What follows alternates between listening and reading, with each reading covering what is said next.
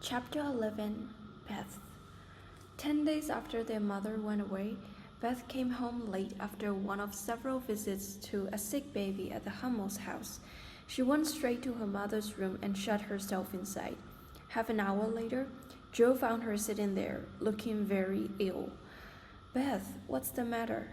cried Joe. Beth put out a hand to keep her away. "You've had scarlet fever, haven't you?" she said. "Years ago, when Meg did," said Joe. "Why?" "Oh, Joe, Mrs. Hummel's baby is dead," said Beth. "It died in my arms before Mrs. Hummel got home." "My poor Beth, how awful for you," said Joe, putting an arm around her sister. "What did you do?" "I just sat and held it until Mrs. Hummel came with the doctor. He looked at Heinrich and Mina, who were also feeling sick. 'It's scarlet fever,' he said.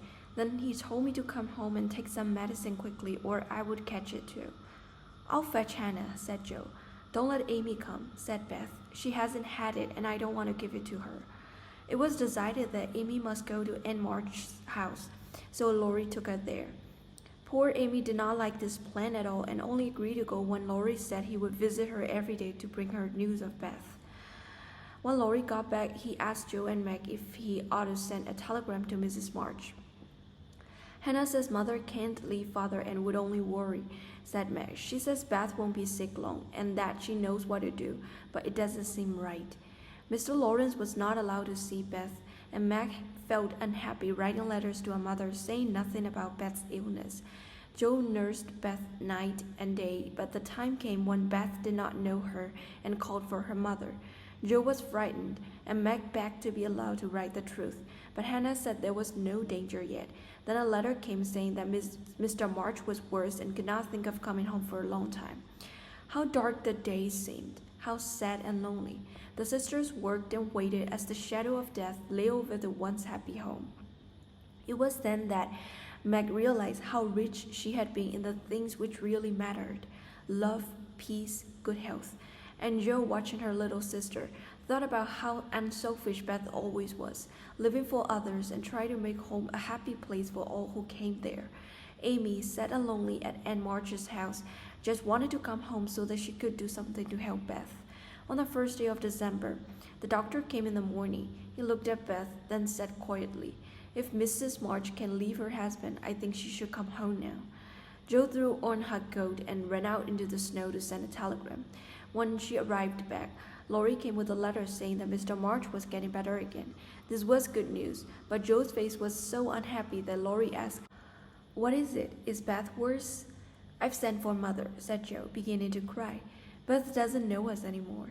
Laurie held her hand and whispered, "I'm here, Joe. Hold on to me. Your mother will be here soon, and then everything will be all right." "I'm glad Father is better," said Joe. "Now Mother won't feel so bad about coming home." "You're very tired," said Laurie, "but I'll tell you something to cheer you up better than anything." "What is it?" said Joe. Laurie smiled. "I sent a telegram to your mother yesterday, and Mr. Brooke answered that she'd come at once. She'll be here tonight, and everything will be all right." Joe threw her arms around him. "Oh, Laurie, oh, Mother, I am so glad." She did not cry again, but held on to her friend. He was surprised, but he smoothed her hair and followed this with a kiss or two. Joe pushed him gently away. "Oh, don't, I didn't mean—" "I enjoyed it," laughed Laurie, then went on. "Grandfather and I thought your mother ought to know. She wouldn't forgive us if if anything happened. Her train will be in at 2 o'clock in the morning, and I'll meet her." All that day, the snow fell and the hours went slowly by. The doctor came, then said he would come back after midnight when he expected there to be some change in Beth's condition, for better or worse. Hannah fell asleep in a chair beside Beth's bed.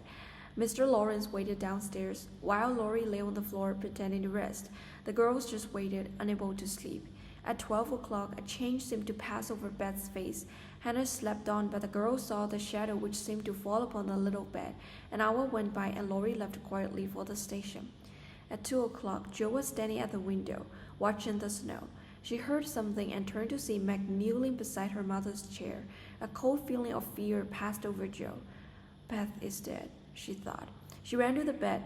The pain had gone from Beth's face, and now there was a look of peace instead. Joe kissed her and softly whispered, "Goodbye, Beth, goodbye." Hannah woke up and looked at Beth. "The fever's gone," she cried. "She's sleeping and breathing easily." The doctor came soon after. "I think she'll be all right," he said. "Keep the house quiet and let her sleep." Meg and Joe held each other close, their hearts too full for words. Beth was lying as she used to, with a cheek on her hand and breathing quietly. "I wish Mother would come now," whispered Joe. And a moment later, they heard the sound of the door below, a cry from Hannah, the Laurie's happy voice saying, "Girls, she's come, she's come." Chapter 12. Love and Mr. Brooke. When Beth woke from her long sleep, she looked into her mother's face and smiled. Then she slept again, but Mrs. March held on to her daughter's thin little hand. Hannah made breakfast while Meg and Joe listened as their mother told them about their father's health and Mr. Brooks' promise to stay with him. Then Meg and Joe closed their tired eyes and were able to rest at last. Laurie went to give the good news to Amy at Aunt March's house. He too was tired after the long night and just managed to finish telling his story before he fell asleep in the chair. Amy began to write a short letter to her mother, but before she could finish it, she saw Mrs. March coming towards her aunt's house. Amy ran to meet her. There were probably many happy little girls in the city that day, but Amy was the happiest of them all as she sat on her mother's knee. "I've been thinking a lot about Beth," she said. "Everyone loves her because she isn't selfish. People wouldn't feel half so bad about me if I was sick, but I like to be loved and missed. I'm going to try and be like Beth as much as I can." Her mother kissed her. "I'm sure you will succeed," she said. "Now I must go back to Beth. Be patient, little daughter, and we'll soon have you home again." That evening, while Meg was writing to her father, Joe went upstairs to Beth's room and found her mother beside the bed as the little girl slept. "I want to tell you something, Mother," said Joe. "Is it about Meg?" said Mrs. March. "How quickly you guessed," said Joe. "Yes, it's about her. Last summer, Meg lost one of her gloves at the Lawrence's picnic, and later Laurie told me that Mr. Brooke had it and kept it in his coat pocket. It fell out once, and Laurie saw it. Mr. Brooke told Laurie that he liked Meg, but was afraid to tell her because she was so young and he was so poor. Isn't it all awful? Do you think Meg likes and cares about him?" asked Mrs. March, with a worried look. "I don't know anything about love," said Joe. "Do you think she's not interested in John?" said Mrs. March. "Who?" said Joe, staring. "Mr. Brooke," said her mother. "I call him John because we became good friends at the hospital." "Oh dear," said Joe. "He's been good to Father, and now you'll let Meg marry him if she wants to." "My dear, don't be angry," said Mrs. March. "John told us quite honestly that he loved Meg, but said he would earn enough money for a comfortable home before he asked her to marry him. He wants very much to make her love him if he can. He's an excellent young man, but your father and I will not agree to Meg marrying before she is 20. I want her to marry Laurie and be rich," said Joe. "I'm afraid Laurie isn't grown up enough for Meg," said Mrs. March. "Don't make plans, Joe. Let time and their own hearts bring your friends together." Meg came in with a letter for her father. "Beautifully written, my dear," said her mother, looking at the letter. "Please add that I send my love to John." "Do you call him John?" said Meg, smiling. "Yes, he's been like a son to us, and we are very fond of him," said Mrs. March, watching her daughter closely. "I'm glad of that, because he's so lonely," was Meg's quiet answer. "Good night, Mother, dear."